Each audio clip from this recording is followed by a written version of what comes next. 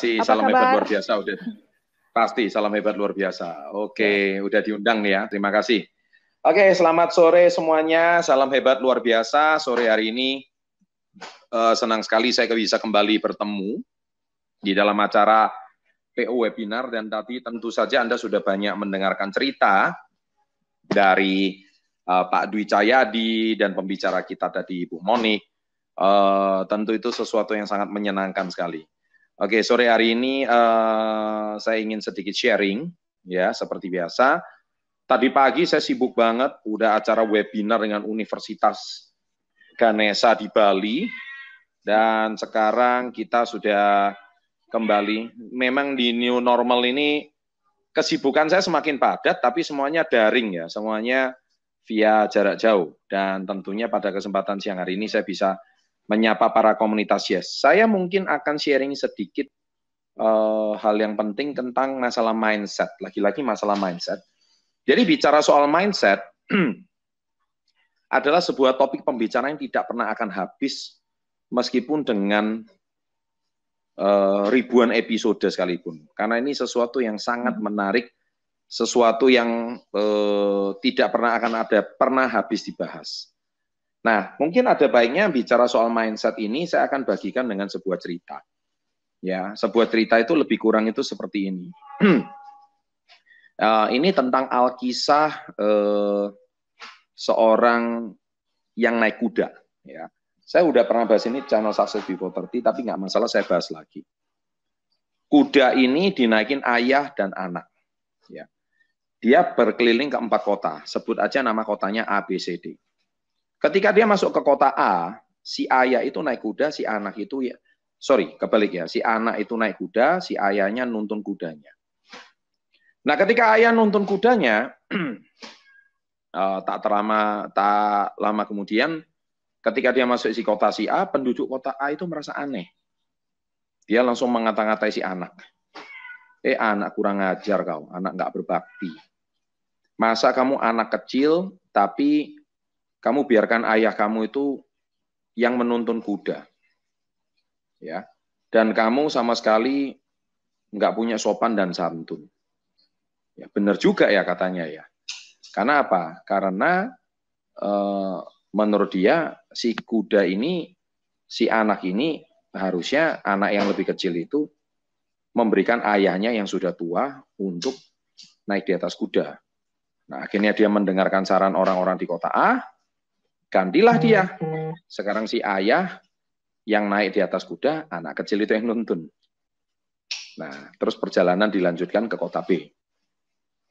Sesampai di kota B, ternyata penduduk kota B ceritanya lain lagi. Sesampai di kota B, penduduk kota B berkata demikian. Dasar ayah nggak tahu malu.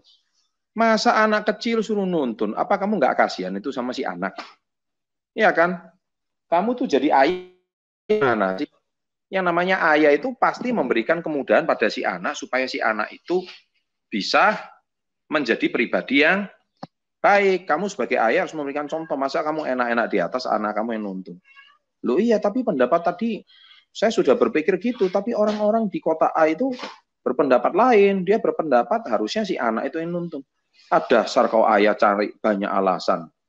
Kamu sebagai ayah itu sama sekali nggak memberikan contoh. Ya nggak bisa begitu dong.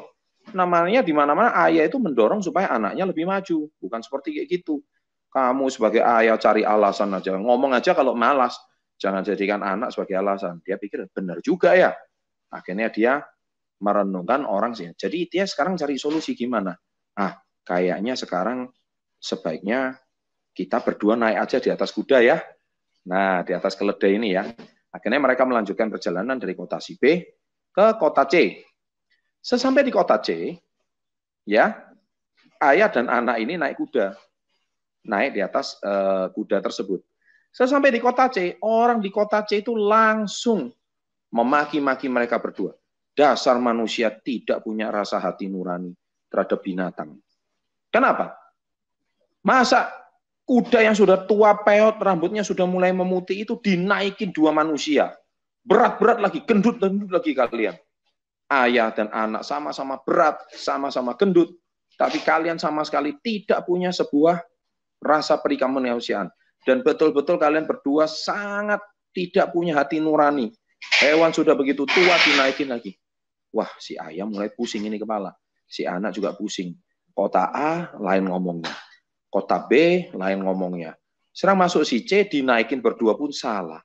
Sekarang yang disalahkan si kuda. Jadi saya harus dengar yang mana ini? Pusing. Nah, jadi akhirnya mereka stres. Mereka semakin menjelaskan kepada orang kota C, semakin isi kota C semakin marah-marah dan menganggap mereka nggak punya hati nurani terhadap binatang yang sudah tua. Nah, itulah kegalauan yang dialami oleh manusia ketika dia memasuki kota C.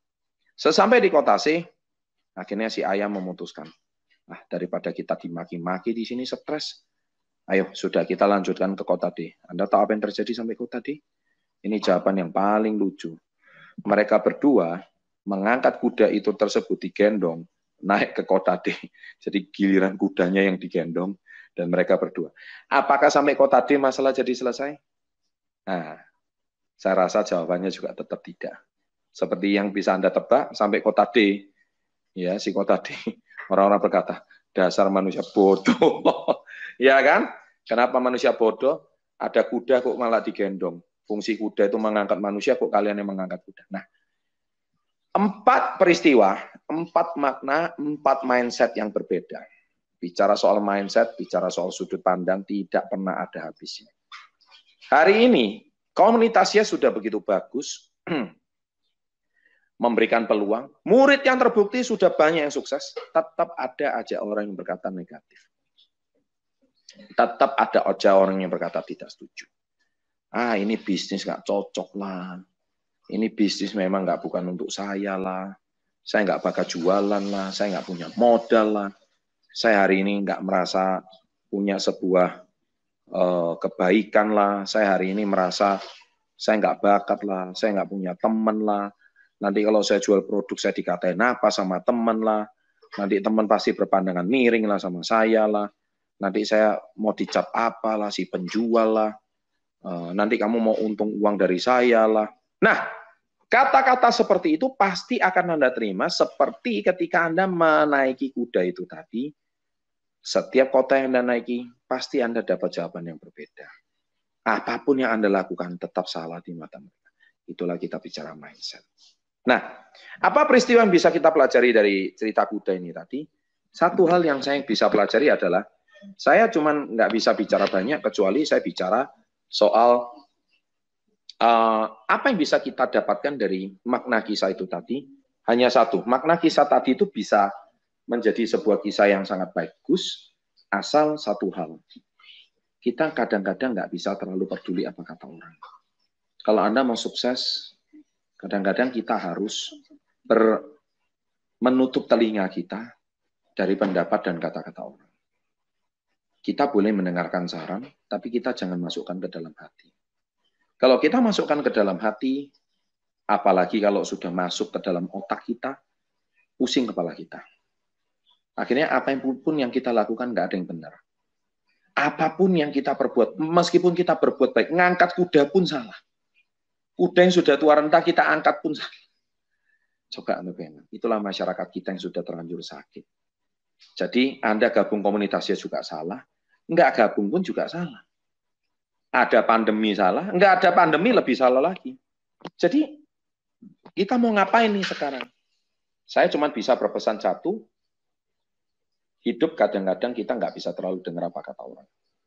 Hidup terkadang kita harus fokus dengan apa yang kita yakini, tutup telinga Anda dengan apa yang Anda kerjakan, fokus pada visi Anda, dan itu tidak mudah. Niscaya Anda akan mengalami kesuksesan. Sama seperti saya dahulu. Sewaktu saya memulai bisnis saya 22 tahun yang lalu, semua teman saya meninggalkan saya. Ya, semua orang meragukan saya. Murid les saya, orang tuanya berkata apa? Chandra, kamu pikir baik-baik sebelum kamu memutuskan jadi guru les. Muridmu sudah banyak. Kamu hari ini kalau tinggalkan, kamu kehilangan penghasilan. Kamu merintis bisnis sesuatu yang belum jelas. Pikirkan baik-baik. Kata-kata itu seolah-olah benar. Ya kan? Tapi kalau saya anggap itu sebagai kebenaran, maka kita akan mengalami kegagalan. Bedakan, jadi siang hari ini kita mau belajar tentang dua kalimat. Kita mendengarkan saran seolah-olah benar, tapi itu belum tentu kebenaran. Benar dan kebenaran itu dua hal yang sangat berbeda. Ya, kalau Anda dikatakan orang, kamu orangnya pendiam, itu benar, saya pendiam. Tapi belum tentu itu kebenaran.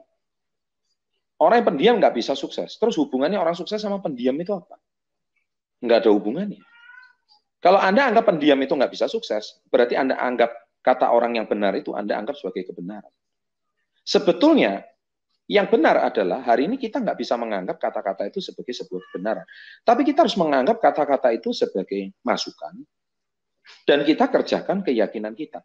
Nah, terus Pak, kebenaran itu apa? Kebenaran adalah ketika Anda hari ini mengerjakan sesuatu dengan konsisten dan yakin, dan Anda tidak peduli apa kata pun, yang nggak benar pun jadi benar. Dan yang belum terbukti pun jadi terbukti. Yang nggak ada pun jadi ada. Dan saya percaya yang belum ada menjadi ada.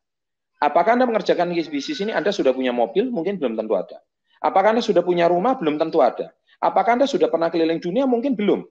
Tapi Anda yakini itu akan benar-benar terjadi bersama KK Indonesia. Kalau Anda yakini itu benar-benar terjadi bersama KK Indonesia, yang nggak ada jadi ada. Yang belum ada jadi ada. Apakah Anda sekarang sudah punya penghasilan 100 juta per bulan? Mungkin belum ada. Tapi Anda yakini, Anda mungkin ditertawakan lingkungan Anda. Aduh, boro-boro 100 juta per bulan. Penghasilan Anda belum pasti. Penghasilan Anda belum jelas. Kok Anda mau bermimpi 100 juta 1 bulan? 100 jutanya dari mana? Ya, tapi kalau Anda anggap ini sebagai sebuah kebenaran, Anda yakini 100% percaya. Anda akan mendapatkan apa yang Anda inginkan. So, topik saya pada sore hari ini, saya tuh cerita yaitu, mari kita bedakan antara kata benar, seolah-olah kata-kata orang lain yang benar, dan kita anggap itu sebagai sebuah kebenaran.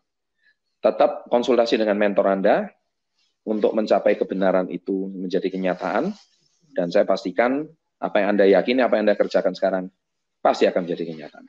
Sukses selalu. Demikian sharing saya pada siang hari ini. Semoga bermanfaat. Dan always be the best, go crown, go 1%. Salam hebat luar biasa.